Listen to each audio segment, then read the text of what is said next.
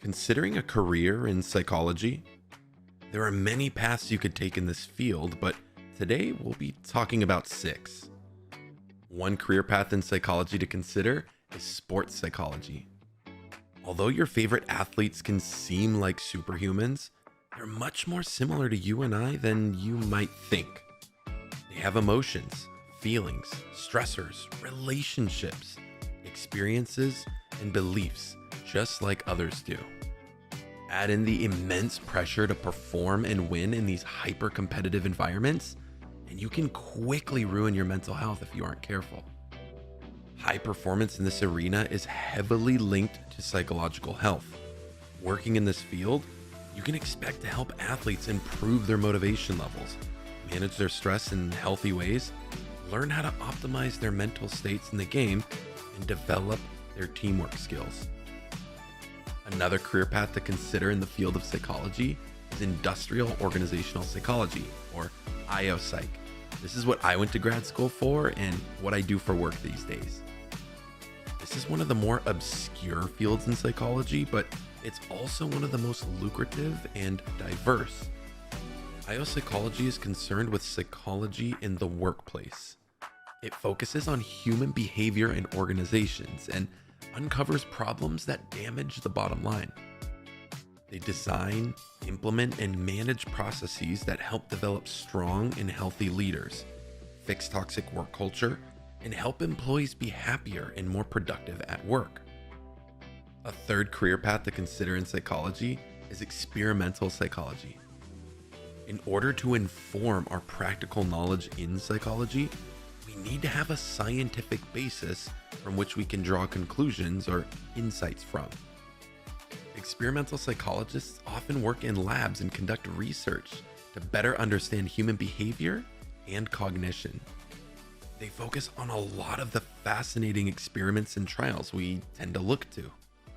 Research and statistics skills are highly important competencies for this field. Another career path to consider in the field of psychology is forensic psychology. Thanks to the massive popularity of murder mysteries and crime documentaries, forensic psychologists have seen healthy levels of growth in recent years. These individuals work at the intersection of law and psychology. They're typically responsible for looking deeper into the minds of criminals to understand their behaviors and motivations, and can help decide if these people are fit to return to society in time. A fifth career path to consider in the field of psychology is military psychology. If you find yourself wanting to support the troops and help them navigate the complexities of the mind, this may be the perfect field for you. Military psychologists often deploy with troops in all branches of the military.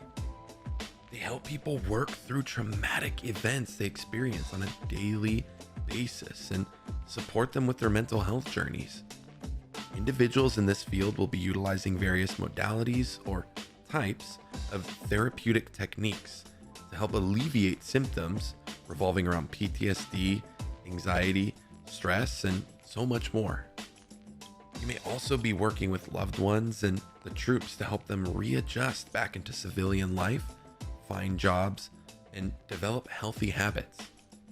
Let me know in the comments below if any of these career paths sound interesting to you so far. For those of you that are new here, my name is Jeff and my goal is to make psychology make sense. If you've been enjoying the content so far, any support for the channel would be greatly appreciated. Thanks for hanging out. Another career path in psychology to consider is clinical psychology. This is the field that most people think of or are familiar with when they think of psychologists. This is where you'll be doing therapy with clients to help them work through mental health struggles like anxiety or depression. Clinical psychologists evaluate, diagnose, and treat a wide array of mental and behavioral disorders with a diverse range of clients. You can either work with groups or you can work with individuals to help these people navigate the complexities of the mind. As a clinical psychologist, you're able to diagnose patients, but you're not able to prescribe any medication. You have to have the proper medical training and licensure required for where you live. Emotional intelligence is a core competency here to be able to relate to and support your clients along the way. Psychology is a field that's filled with diverse career options and really rewarding daily activities.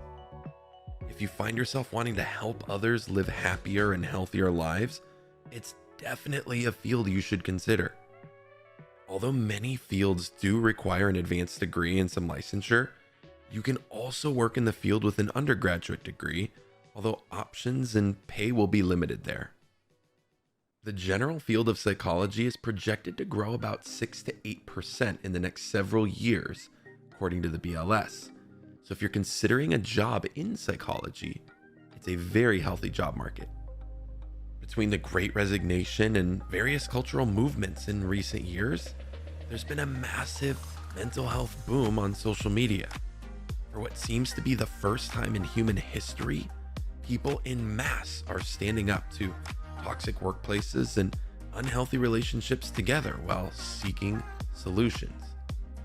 They're asking the right questions to put the pressure on others so that they'll develop in healthier ways. I genuinely believe that everyone can massively benefit by understanding themselves and others on a deeper level. This is why the field of psychology is so important, because the better you understand yourself, the better you can navigate the world and other people around you. This will help you communicate more effectively, negotiate higher wages and jobs, have more fulfilling and exciting relationships, discover a deeper sense of purpose in your life, and so much more. I know this video very quickly glossed over these branches of psychology, but if you're currently a psychology student, you're trying to decide which branch of psychology to choose, or you have any general questions about the field, please don't hesitate to reach out to me. When I first started in school, I had a million questions. I was completely lost. I've had tons of talks with counselors. I've been through that grind of undergrad and graduate school. I've spoken to and met with countless students to help them with their job pursuits. And I'm more than happy to help point you in the right direction as best I can. You're not alone in this journey, and it's completely normal to feel totally lost in the beginning of all this. If you're interested in other topics in psychology, be sure to check out my last video on grief and the Lion King. So for all things psychology to help you think, feel, and perform better, stay tuned right here on Psychology of Living.